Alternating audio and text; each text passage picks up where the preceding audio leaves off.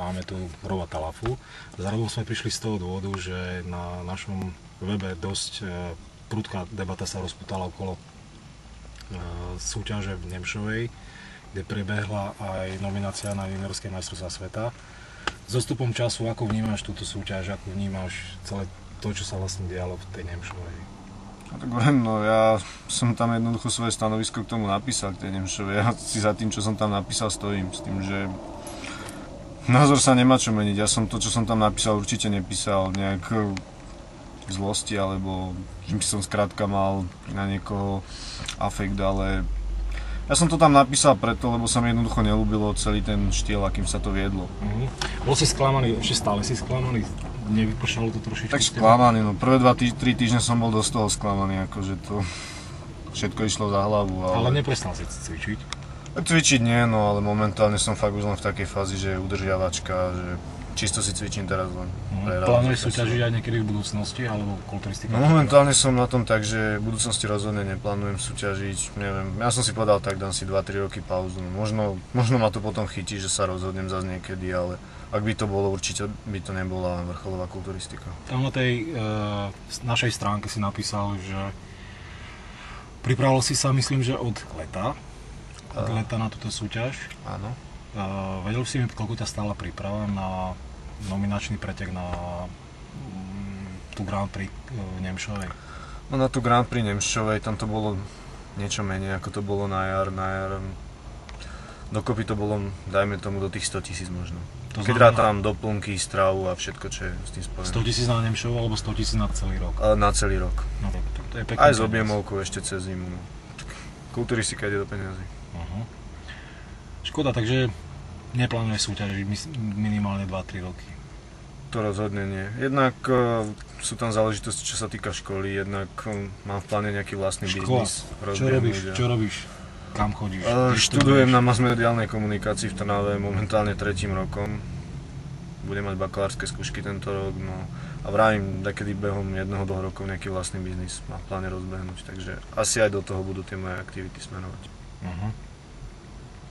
Dobre, vedel by si mi povedať, no na tom webe som to nečítal a myslím, že keď sme sa osobne stretli, sme sa o tom nerozprávali, ako si na tom momentálne s váhou, koľko vlastne teraz vážiš, aké sú tvoje aktuálne miery, aké sú silové výkony, toto by ma zaujímalo. No, čo sa týka momentálnej formy, tak je to dosť bieda. Ako vravím, ja po tej súťaži som, nie že úplne vypustil, snažil som sa to takým štýlom, že stále menej uberať, menej a menej, no ale momentálne mi to vychádza, že na tie 3-4 tréningy do týždňa, no a nie sú to nejaké extra tréningy, vravím. Momentálne som v takej fázi, že si potrebujem trošku oddychnúť aj od toho.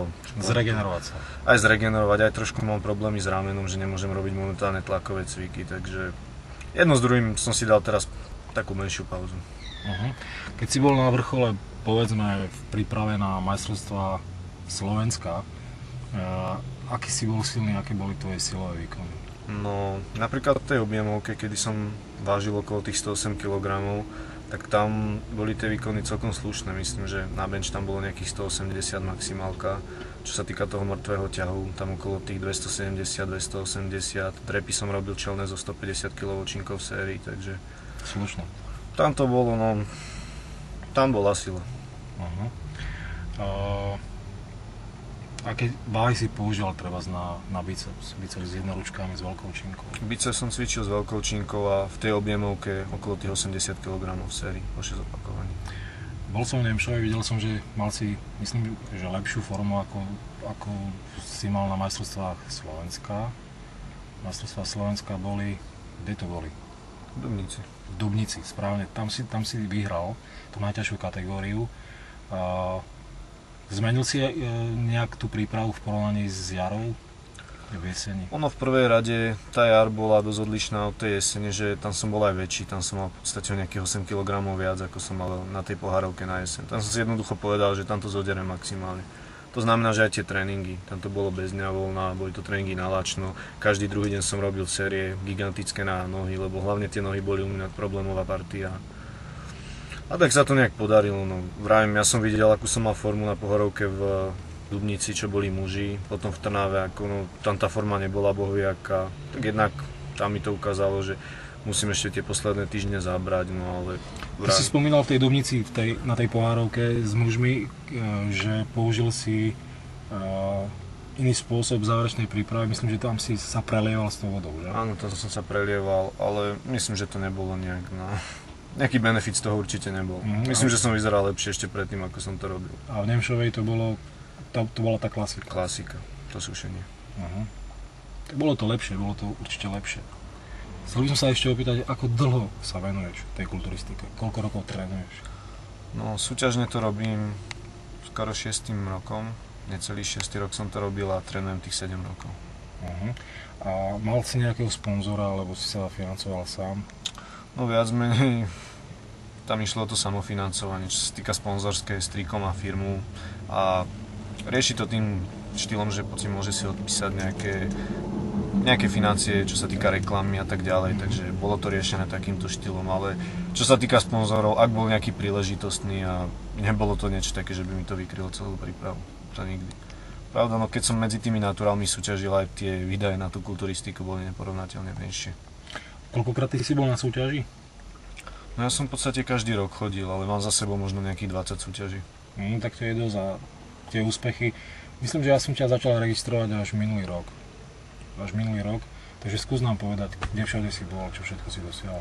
No, tak úplne od tých začiatkov tam boli u tých naturálov na tom Amino Star Cupe, majster Slovenska som bol v Košiciach, to boli prvé majstrovstvá Slovenska naturálnych kulturistov, to ešte u Vonsa, keď to poriadal so Žigalovou. Potom som išiel medzi športových, tam som bol na prvej súťaže tretí v Prešove, v najťažšej kategórii. Potom o rok som vyhral Slovensko, ešte predtým som vyhral Rakúsky pohár, bol som prvý na súťaži vo Viedni. No a potom v podstate tá Nemšova na jeseň. Takže vonku, myslím, Európa alebo svet nepodarilo sa ti dostať? No, bohužiaľ, no. Bolo to smerované k tomu tá príprava, ale tak nevyšlo to. Škoda. Takže držíme ti prsty do tej budúcnosti, nech sa ti darí. Ďakujem. A už je jedno, či sa stretneme na kulturistickej súťaži alebo nie. V podstate nech sa ti darí. Nikdy nehovor nikdy. Dobre, takže ďakujem.